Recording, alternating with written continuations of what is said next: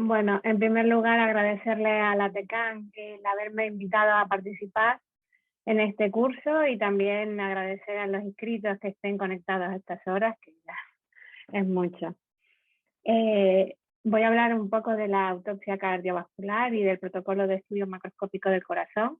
Como todos sabemos, la autopsia cardiovascular tiene como finalidad el estudio de las posibles lesiones existentes en los grandes vasos y en el corazón, y debe realizarse de una forma protocolizada, siguiendo las recomendaciones de la Sociedad Europea de Patología Cardiovascular, publicadas en el 2017.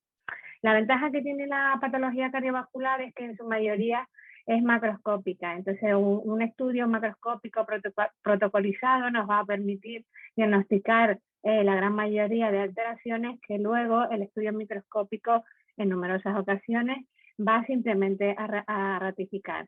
Por supuesto, tenemos que contar con toda la información clínica antes de empezar a realizar la autopsia cardiovascular. El estudio del corazón comienza en el momento que levantamos el peto esternocostal y debemos prestar especial atención a el saco pericárdico, ver si está completo, porque como sabemos, cuando hay una cirugía cardíaca se deja abierto. Si el saco pericárdico se encuentra distendido y a tensión, nos está indicando que hay un hemopericardio, que hay un taponamiento. Entonces realizamos un corte longitudinal en la cara anterior y extraemos la sangre mediante succión en un contenedor, porque necesitamos saber cuánta sangre hay. Y la cantidad de sangre va a depender de la velocidad de acumulación. Si es rápida va a haber entre 300 y 500 mililitros, y si es lenta va a haber entre 500 y 1000 mililitros. Si la sangre está coagulada, debemos pesarla, y recordar también que la mera presencia de sangre en el saco pericárdico no indica taponamiento, que tiene que estar el saco distendido y a tensión. Por supuesto, tenemos que pensar qué es lo que ha producido ese taponamiento, que generalmente puede ser un infarto agudo del miocardio transmural con rotura de la pared o una rotura de la aorta intrapericárdica. Si está completo el saco y no está distendido ni a tensión, pues lo abrimos para buscar adherencias fibrosas o fibrinosas o derrame, determinando la cantidad y el tipo, si es hemático, seroso o purulento. Y siempre teniendo en cuenta que en el pericardio hay entre 20 y 50 mililitros de líquido claro transparente, que esto es normal. Si sospechamos una embolia gaseosa, lo que debemos hacer es llenar el saco pericárdico con agua y luego abrir cavidades bajo el agua para comprobar la salida del aire. Y posteriormente pasamos a inspeccionar las grandes arterias, la aorta y la pulmonar. Y abrimos la pulmonar in situ, como ha dicho antes Daniel, para comprobar que exista o no un tromboembolismo pulmonar. En caso de disección de la aorta, la debemos examinar en toda su longitud y extraer unida al corazón. O sea, debemos extraer el corazón y la totalidad de la aorta unidos. Y buscar roturas intimales y de la pared externa. En caso de que haya taponamiento, indicaría rotura de la aorta intrapericárdica, y en caso de existir hemorragia mediastínica o retroperitoneal, nos está hablando de que la rotura de la aorta se está produciendo a nivel extrapericárdico. El corazón lo tenemos que extraer entero, con las aurículas completas. Para ello seccionamos la cava inferior por encima del diafragma, y posteriormente pasamos a seccionar las venas pulmonares una vez comprobadas que drenan correctamente en la aurícula izquierda. Luego la vena cava superior, 2 centímetros por encima del punto de unión a la cresta de la aurícula derecha para conservar el nodo sinusal. Y luego seccionaríamos la arteria aorta y la pulmonar 3 centímetros por encima de las válvulas, pero siempre, como hemos dicho antes, que no exista una disección de la aorta. En este caso, la aorta, como ya hemos dicho, tiene que ser extraída, unida en totalidad y unida al corazón. Luego procedemos a lavar y a extraer los coágulos cadavéricos y a pesar el corazón. El peso del corazón lo tenemos que relacionar con los normales de referencia según la edad, el sexo y el peso del cadáver. Nosotros usamos las tablas de la Clínica Mayo, son americanas, pero en el 2014 se ha publicado un estudio de población suiza en donde se hace referencia a los pesos normales para hombres y mujeres que se presentan en una aplicación en internet que se puede descargar en el móvil y que es útil. También debemos saber que el peso cardíaco de un hombre es aproximadamente el 0,45% de su peso corporal y el de la mujer el 0,40%, y que el peso del corazón se incrementa un 5% con la fijación. Puede ser de utilidad medir los ejes ventriculares a nivel de la cara posterior del corazón. Aquí tenemos el eje transversal, que es de 10 a 11 centímetros, y el eje longitudinal, que nos mide normalmente 9 a 10 centímetros. Si está aumentado el eje transversal, indica dilatación, y si está aumentado el longitudinal, hipertrofia. Posteriormente pasamos a examinar la morfología cardíaca, si es normal, como en este caso, o si es globoide, como vemos aquí, si hay aneurismas y si este está íntegro o roto, como en este caso. Tenemos también que ver el aspecto del pericardio. Aquí vemos un pericardio deslustrado con fibrina adherida. Nos podemos encontrar con estas placas blanquecinas, que serían las placas blanquecinas de Sondier, que clásicamente se atribuían a trauma mecánico o a pericarditis cicatriciada. Y también tenemos que ver la cantidad y la distribución de la grasa epicárdica, ver si tiene infiltración hemática y petequias. Como ya señaló también Daniel, hay diferentes formas de abrir el corazón. Todo va a depender de la patología que querramos estudiar. La clásica forma de apertura de cavidades siguiendo el sentido de la circulación sanguínea es muy útil en las malformaciones congénitas, en los niños, los lactantes, donde el corazón debe extraerse siempre unido al pulmón. Pero en el adulto, y también nosotros que vemos mucha patología, claro, judicial, la patología más frecuente son la cardiopatía isquémica, las miocardiopatías, las enfermedades infiltrativas, y aquí nos va a interesar ver los espesores del tabique, los espesores ventriculares, la distribución de las lesiones, los diámetros de las cavidades, y por eso es más conveniente cortar el cono ventricular mediante cortes transversales paralelos de 2 a 3 centímetros desde la punta hasta la base de los músculos papilares. Para ello apoyamos el corazón en su cara anterior y hacemos los cortes a modo de loncha de pan, y al final nos quedamos con 3 o 4 lonchas biventriculares y la base con el aparato auricular, o sea, las válvulas completas. Esta forma también nos permite hacer correlación con las medidas que se hayan tomado en vida en la ecografía o en la resonancia magnética. Como tenemos que describir la localización de las lesiones miocárdicas, tenemos que saber que el ventrículo izquierdo anterior abarca desde el músculo papilar anterolateral hasta el tabique, que la pared lateral del ventrículo izquierdo está situada entre el músculo anterolateral y el posterior, y que la pared posterior del ventrículo izquierdo o inferior para los clínicos sería la zona adyacente al músculo papilar posterior.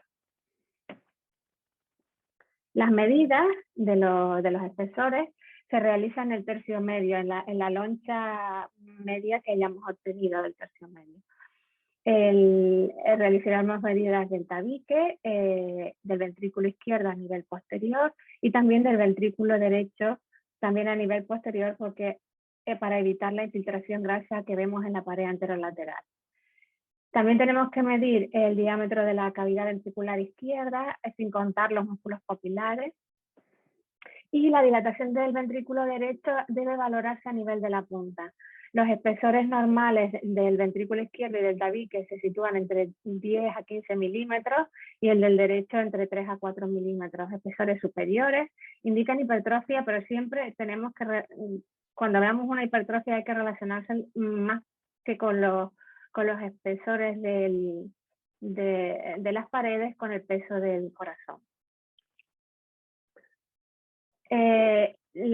Aquí vemos la infiltración grasa en la pared anterolateral del ventrículo izquierdo, por eso tenemos que medir, perdón, del ventrículo derecho, por eso tenemos que medir siempre el espesor a este nivel, en la pared posterior.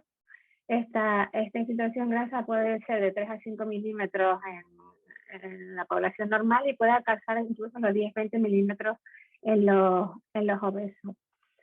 Cuando el espesor del ventrículo derecho supera la normalidad, nos está indicando que hay una hipertensión pulmonar y tenemos que ir a la arteria pulmonar en busca de placas de ateroma.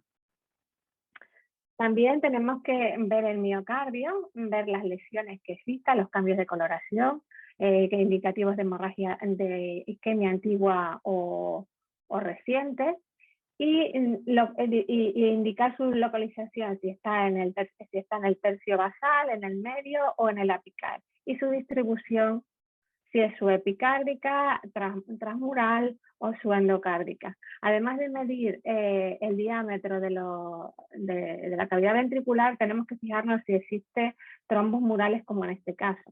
Este caso es el corazón de un chico de 28 años con sombrear de cocaína. Y por supuesto tenemos que tomar fotografías, tanto de las lesiones, cuando hay lesiones, y en nuestro caso, como son muestras judiciales, también tomamos en los casos que no hay lesión. La base cardíaca la abrimos siguiendo el sentido de la circulación coronaria. La aurícula derecha, hacemos esta sección desde la desembocadura de la cava inferior a la punta de la orejuela para preservar el nodo sinusal. Posteriormente estudiamos la tricúspide desde arriba y nos deben caber 3 dedos en el anillo. Posteriormente abrimos lateralmente el ventrículo derecho y estudiamos la cavidad derecha con su aurícula derecha, la válvula tricúspide y el tercio basal del ventrículo derecho. Y medimos el anillo el perímetro, perdón, de la válvula tricúspide mediante un cordón y lo relacionamos con los valores de referencia para hombres y mujeres. La cavidad derecha tiene unas estructuras relevantes que debemos conocer, sobre todo a la hora de estudiar las malformaciones congénitas. Por ejemplo, si tenemos en un feto o un recién nacido un corazón derecho con una cavidad derecha con morfología izquierda o a la inversa. Por eso tenemos que saber cuáles son sus estructuras relevantes y saber que realmente estamos en el ventrículo derecho que está situado a la derecha. Entonces sabemos que el nodo sinusal se sitúa por delante de la desembocadura del seno coronario, que la válvula tricúspide tiene 3 valvas, una anterior, otra septal y otra posterior. El músculo papilar del anterior es único, el septal, perdón, puede ser doble o múltiple, y el posterior está formado por múltiples pequeñitos. Luego está la banda moderadora, que es distintiva del ventrículo derecho, que va desde el borde inferior del tabique a la base del músculo papilar anterior, y que es el límite inferior del tracto de entrada del ventrículo derecho. El 30% de la población tiene un foramen oval permeable tipo válvula competente, el que permanece cerrado debido al incremento de presión en la aurícula izquierda. Luego continuamos con abriendo el tracto de salida del ventrículo derecho. A través de la pulmonar, abrimos la pulmonar, saber que el anillo de la arteria pulmonar se sitúa a 1,5 centímetros por encima del de la aorta, que tiene 3 valvas normalmente, aunque puede tener 4 y es totalmente normal. Y medimos su perímetro y lo relacionamos con los valores de referencia tanto para hombres y mujeres. La apertura de la aurícula izquierda es más arbitraria, se suele hacer entre la válvula, entre las pulmonares superiores, y lo que sí debe hacerse es abrir la orejuela en busca de trombos. A veces nos encontramos en la aurícula izquierda con estas bandas anómalas, semejantes a estas cuerdas fáciles existentes en el ventrículo izquierdo y en el derecho, que pueden asociarse a foramen oval permeable y a la red de Chiari y causar en ocasiones insuficiencia mitral. Tenemos que mirar, una vez hayamos abierto la aurícula izquierda, la válvula mitral desde arriba para ver si hay prolapso de la misma o fisura de las comisuras. Posteriormente abrimos el ventrículo izquierdo entre los dos músculos papilares y inspeccionamos la cavidad ventricular y auricular izquierda con la válvula. La válvula mitral consta de dos velos, uno anterior, que sería el del tracto de salida, que es redondeado, y otro posterior, que es festoneado. Tiene un músculo papilar anterior único y otro posterior que suele ser doble. Otra característica específica del ventrículo izquierdo, que como vemos, es que ningún músculo papilar, ni cuerda tendinosa, ni trabécula se va a insertar en el tabique. Esto también nos sirve a la hora de valorar las malformaciones congénitas. Y vemos que el tracto de salida está muy liso y es muy trabeculado el tracto de entrada. Por supuesto, también medimos los perímetros de la válvula mitral y lo comparamos con los valores de referencia. Antes de abrir el tracto de salida del ventrículo izquierdo, tenemos que ver la válvula aórtica desde arriba para ver si tiene para ver cuántos velos tiene, porque a veces en vez de 3 suele tener 2, es una válvula bicúspide, y esto suele pasar mucho en las disecciones de aorta. O sea que cuando veamos una disección tenemos que venir aquí a ver cuántos velos tiene.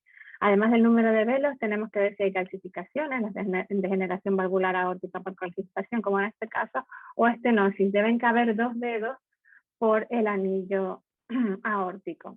Y posteriormente pasamos a abrirlo y lo abrimos de forma así por la cara anterior, de una manera oblicua cerca del tabique, y podemos utilizar una pinza guía. En la aorta, al abrirlo, tenemos que examinar la aorta ascendente en busca de ateromas, aneurismas, roturas intimales, hematomas intramurales, pero también tenemos que ver esta parte que es la raíz aórtica, que está compuesta por un anillo fibroso, los senos de Valsalva que dan origen a las coronarias, la unión sinotubular, que es esta línea de puntos, y las valvas de la válvula. Y tenemos aquí la fibrosa interventricular, que es una continuidad fibrosa que une los anillos fibrosos de la válvula aórtica y de la mitral. Y es una continuidad del velo anterior de la mitral que se une a los velos sigmoideos izquierdo y posterior de la aorta. Por supuesto, medimos a este nivel el perímetro y lo comparamos con los valores de referencia. En muchas ocasiones nos encontramos con esto, que es totalmente normal, pero si no lo hemos visto nunca, pues podemos pensar, ¿y qué es esto? Pues estas fenestraciones que existen entre el borde libre y la lúnula, entre la línea de cierre, y la lúnula, son variantes de la normalidad, no pasa nada. Y también podemos encontrarnos las excrescencias de Lahm en la línea de cierre o nódulos fibrocartilaginosos que se llaman los nódulos de Arancio o de Morgani. El árbol coronario, como sabemos, la coronaria derecha y la izquierda nacen en el seno de Valsalva derecho e izquierdo y luego dan lugar a distintas coronarias que van a irrigar la totalidad del corazón. Lo normal es encontrarnos con este árbol coronario, en donde la coronaria derecha da lugar a la descendente posterior. Entonces estamos ante una dominancia derecha que sería la más frecuente, o la tipo 1. Pero puede ser que la que dé lugar a la descendente posterior sea la circunfleja. Estaríamos ante una dominancia izquierda mucho menos frecuente, pero que la vemos habitualmente también. O puede ser que haya dos descendentes posteriores, una rama de la coronaria derecha y otra de la circunfleja. En este caso, tenemos que tener en cuenta que el ápex está irrigado por la coronaria izquierda. El estudio de las coronarias empieza por su origen, sus hostias. La coronaria derecha se origina en el seno de Valsalva derecho y la izquierda se origina en el seno de Valsalva izquierda. Normalmente el ostium de la coronaria izquierda es mayor que el derecho. Normalmente suelen ser únicos, pero el derecho, por ejemplo, puede ser doble o triple, ¿no? Como vemos aquí, y es bastante frecuente.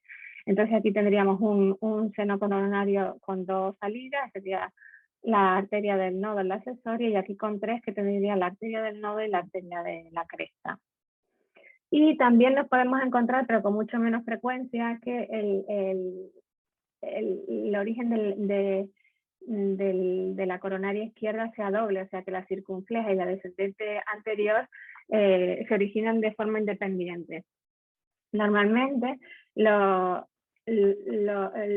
ostium se localizan en el centro en cada seno de Valsalva y en el centro, ¿no? Pero pueden situarse, sobre todo el izquierdo, 2 o 3 milímetros por encima de la unión sinotubular, o sea, por encima de aquí, que era lo que decíamos. Para considerar que hay un origen alto de la coronaria, el origen debe estar situado por encima de 1 centímetro. Y suele tener esta morfología de enojal, del origen, y luego tiene un trayecto intraparietal y forma un ángulo agudo, y por eso puede ser causa de muerte súbita. Para estudiar la permeabilidad de las coronarias debemos hacer cortes transversales, sobre todo de las principales, de la coronaria derecha, la descendente anterior y de la circunfleja, aunque también no podemos olvidar de la diagonal y de las marginales, también, o la descendente posterior, podemos estudiarlas todas. Estos cortes se realizan cada 2 o 3 milímetros. Si está calcificado, debemos extraer el árbol coronario, decalcificarlo y posteriormente hacer los cortes. Debemos mirar, estos son los cortes que se van obteniendo, debemos mirar si existen placas de ateroma, si existen trombos, si hay disecciones espontáneas o aneurismas. Y luego valorar el grado de estenosis, que puede ser leve si está entre el 25 y el 50%, moderado del 50 al 75%, severo si es mayor del 75% y oclusiva al 100%, como puede ser aquí, que este era un joven consumidor de anabolizantes. Y aquí vemos también una oclusión total de la luz por trombo. En el 30% de la población ocurre esto, que es que la descendente anterior de su trayecto anterior proximal, intramiocárdica, y se considera una variante de la normalidad, o sea que mientras la longitud sea de 10 milímetros y la profundidad de 2 o 3 milímetros, pues no lo consideramos como patológico. Para que sea patológico y se asocie a muerte súbita, pues hay mucha discusión sobre esto, pero muchos autores han publicado que debe ser una distancia superior a 5 milímetros y debe haber fibrosis en el miocardio que rodea la coronaria intramural. Los cortes que debemos tomar de rutina serían, los tomaríamos en el tercio medio, como hemos dicho, y serían del ventrículo anterior y del posterior, tabique, anterior, medial y posterior, y ventrículo anterior, medial y lateral. El borde lateral, la pared lateral del ventrículo izquierdo lo tomaríamos así, en caso que pensemos que estamos ante una displasia reumogénica. En este caso también tenemos que tomar el tracto de salida de la pulmonar. Y en caso de que pensemos que estamos ante una miocardiopatía hipertrófica, también debemos tomar más cortes del tabique a nivel basal y a nivel apical. Entonces estamos hablando de estos cortes en caso de que nos estemos centrando en que la causa de muerte es cardíaca. Si sabemos que la causa de muerte no es cardíaca, pues tomaremos un corte del tabique y de ventrículo anterior y posterior y ya está. Otros cortes de rutina, o sea, no, accesorios más que de rutina, sería una sección longitudinal que incluyera aurícula derecha, coronaria derecha, válvula tricúspide y ventrículo derecho en el borde lateral o posterior. Y otra que incluyera la aurícula izquierda, el seno coronario, la circunfleja, la válvula mitral y el ventrículo izquierdo en el borde lateral o posterior, que serían estas dos. Las técnicas, ustedes ya las saben, sería hematocilina acina, que es la de rutina, y luego complementarias como el tricrómico, el Weiger o orseína para fibras elásticas, el rojo congo, pues tenemos amiloidosis, PA o azul cian para mucopolisacáridos, y la inmunohistoquímica, pues en caso de miocarditis o tumores. Y para terminar, unas pinceladas sobre el tallado del del sistema de conducción. Como sabemos, está constituido por el nodo sinusal, las vías internodales, el haz de His con su rama derecha e izquierda y las fibras de Purkinje. Tenemos que saber que el nodo sinusal está situado en la unión de la vena cava, como ya dijimos antes, a la cresta de la aurícula derecha y se sitúa en la parte lisa de la cresta terminal. Y el nodo auriculoventricular está situado en la base del triángulo de Koch por delante de la desembocadura del seno coronario. Para tallar el nodo sinusal hacemos lo que hemos dicho antes, abrimos la aurícula en el sentido de las líneas de punto desde la desembocadura de la cava inferior hasta la punta y luego cogemos una locha entre las cavas, siempre preservando el nodo sinusal, como vemos aquí. Luego hacemos cortes cada 3-4 milímetros, obtenemos 5 secciones. Por ejemplo, aquí podemos ver la arteria del nodo y el tejido perinodal. Y incluimos, y luego ya tenemos con hematocilina, eosina y tricrómico. Y para tomar el bloque del sistema auriculoventricular, lo que hacemos es coger un bloque que incluya la unión auriculoventricular con el velo septal de la tricúspide, por delante de la desembocadura del seno coronario, que vaya desde aquí, desde la desembocadura del seno coronario hasta el tabique, por delante del septo membranoso, como vemos aquí. Así obtenemos un bloque que incluye 1 centímetro de la unión del tabique interauricular y 2 del interventricular.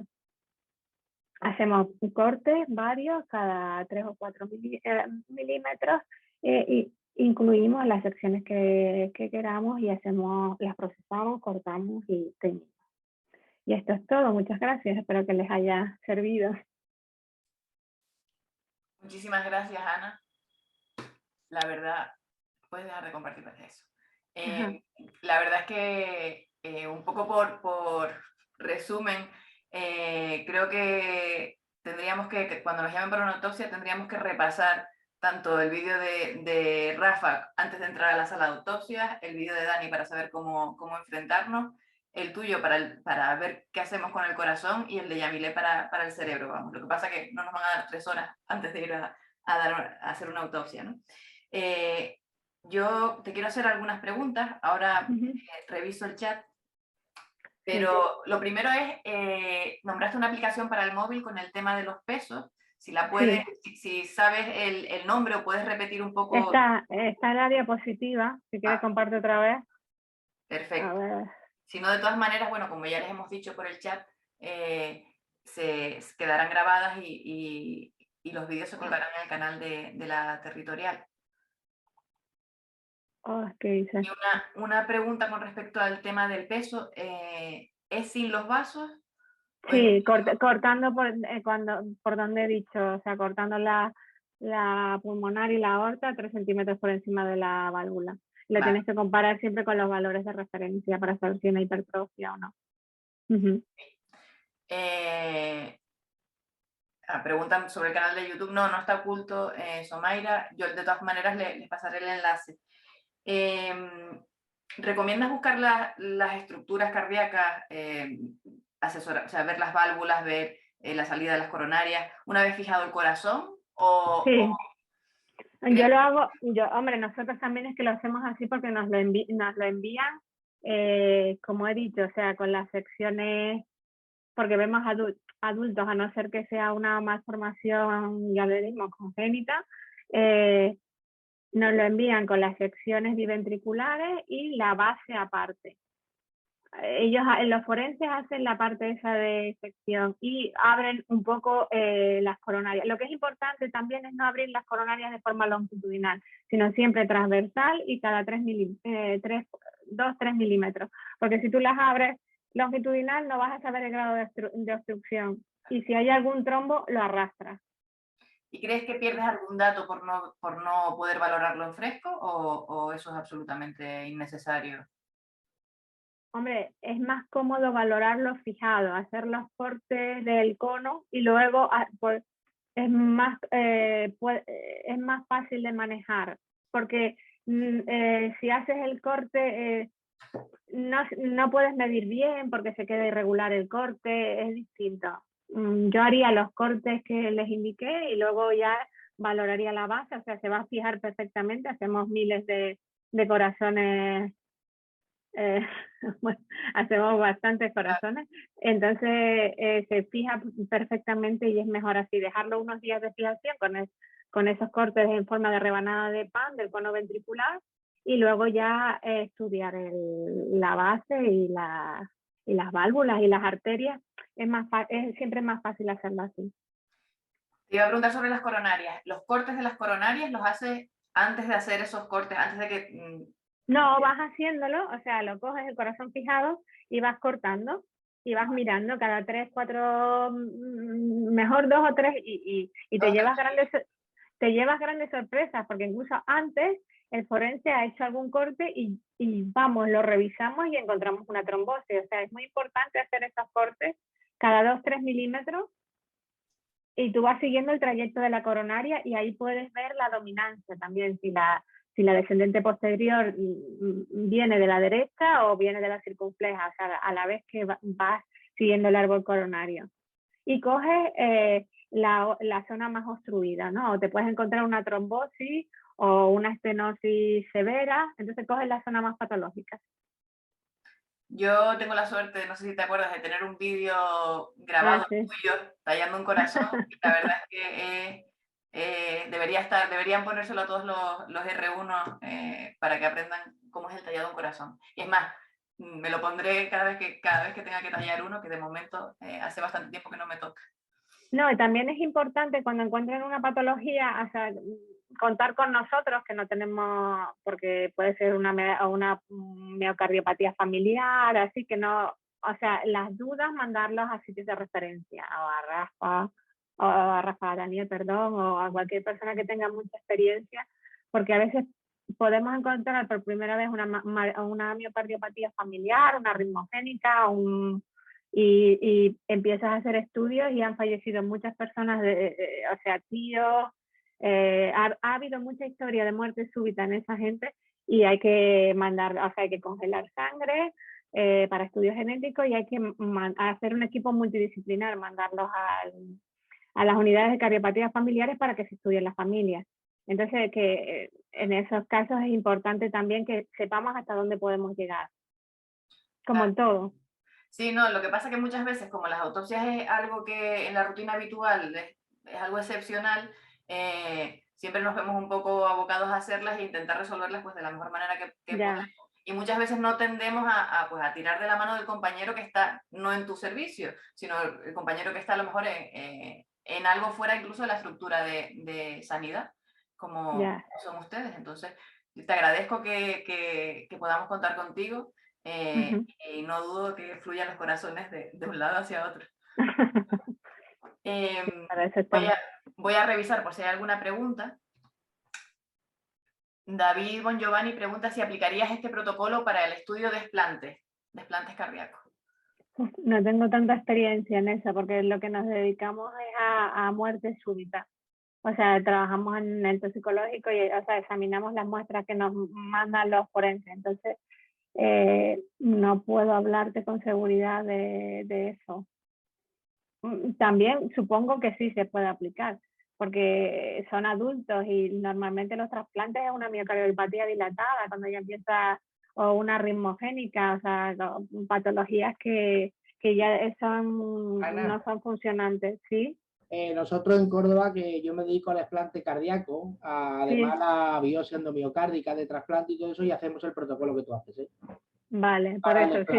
O sea, exactamente Vale. como tú has dicho. Suelen ser miocardiopatía dilatada, muy pocas veces, salvo el niño, es por una genética. Exacto. En esos casos que a lo mejor cambia un poco, pero la demás es como tú has dicho. Vale. De acuerdo. Pues en principio yo creo que bueno, que pasamos 4 minutos de las 7. Creo que podemos hacer el cierre ya si nadie se quiere animar a hacer alguna pregunta más. Hacemos el cierre ya de este curso.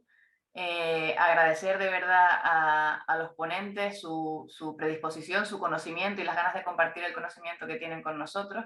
Muchos de nosotros pues, no tenemos esa experiencia y por eso la necesidad de este curso.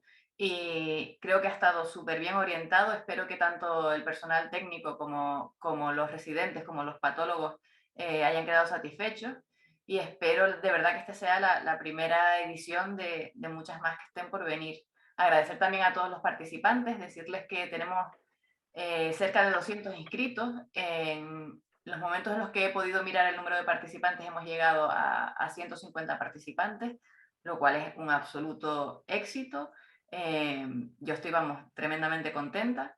Y nada, el nivel ha sido excepcional y nuevamente muchísimas gracias a todos por estar ahí y bueno, nos veremos en la próxima, espero.